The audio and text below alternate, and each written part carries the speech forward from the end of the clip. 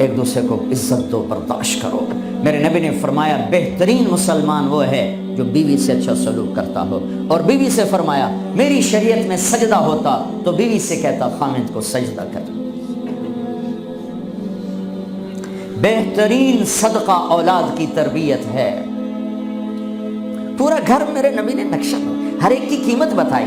ماں تیرے قدموں تلے جنت، کاش میری ماں زندہ ہوتی، تم دیکھتے میں کیا کرتا، میں عشاء کی نماز کے مصلی پر ہوتا، میں سورۃ فاتحہ پڑھ رہا ہوتا، ادھر سے آواز آتی میری ماں کی محمد، تو میں نماز توڑ کے کہتا لبیک اماں جان۔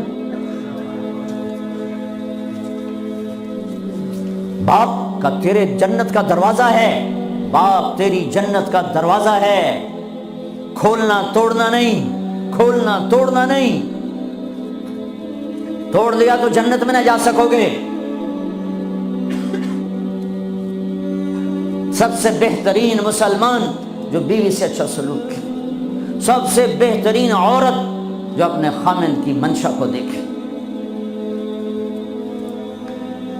پھر آپ نے ایک عجب بات فرمائی جو معاشرے میں بہت بوجھ بنتا ہے جس کا، ہاں بھائی تمہیں ایسا صدقہ بتاؤں جس سے بڑھ کے کوئی صدقہ نہیں، تمہیں ایسا صدقہ بتاؤں جس سے بڑھ کے کوئی صدقہ نہیں۔ انہوں نے کہا جی کیا؟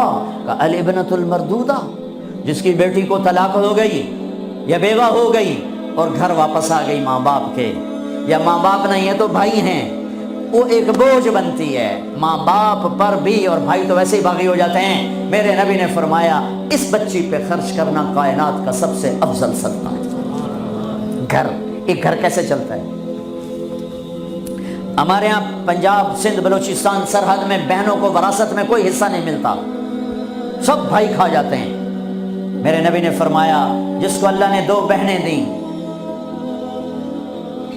اس نے ان کا حق ادا کیا، شادی کی حق ادا کیا۔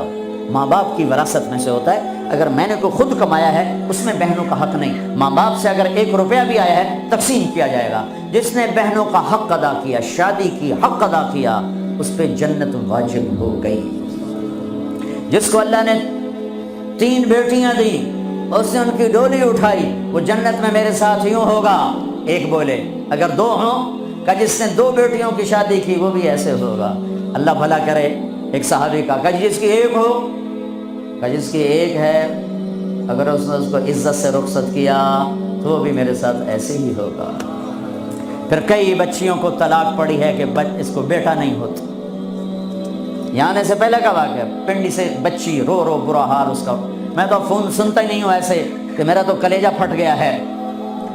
ہے کہنے لگی کہ سسرال نے کہا تھا بیٹی ہوئی تو طلاق دے دیں۔ میں نے کہا اس میں میرا کیا قصور ہے، اور بیٹی ہی ہوئی اور مجھے طلاق پڑ گئی، اور میں گھر آ گئی 22 سال کی عمر میں۔ بیٹی دینے والا اللہ اور ظلم کرنے والا سسرال۔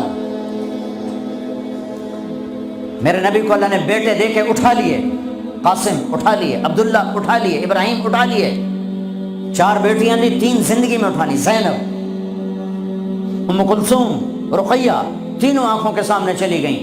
فاطمہ سے نسل چلی، آپ نے فرمایا لوگوں کی نسل بیٹے سے چلتی ہے، میری نسل میری بیٹی فاطمہ سے چلی۔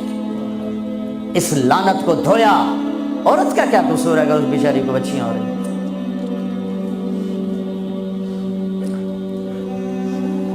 جس نے اپنی بہنوں کو حق ادا کیا، جس نے بیٹیوں کو ڈولے میں بٹھایا، ان کا حق ادا کیا، کہ جنت میں یوں ہو جائے گا۔ بہنوں کو دینا اتنا ضروری ہے، حرام ہو جاتی ہے روٹی۔ میں نے مولانا جمشید صاحب میرے استاد ہیں، میں نے ان سے تفسیر پڑھی۔ میں ایک دن شہد کی بوتل لے کر گیا، پرانی بات ہے 76-77۔ میں نے کہا حضرت یہ ہدیہ ہے۔ فرمایا کہاں سے لائے ہو؟ میں نے کہا میرے اپنے باپ ہے۔ فرمایا تیرے باپ نے اپنی بہنوں کو، تیرے باپ نے اپنی بہن یعنی میری پھوپھیوں کو، تیرے باپ نے اپنی بہنوں کو زمین میں سے حصہ دیا تھا؟ یہ سوال کیوں کیا؟ 10 روپے کی شہد کی بوتل تھی اس وقت، کہ اگر دیا تھا تو یہ میں لے لوں گا، اگر نہیں دیا تو پھر یہ حرام ہے، میں نہیں لوں گا، یہ مطلب۔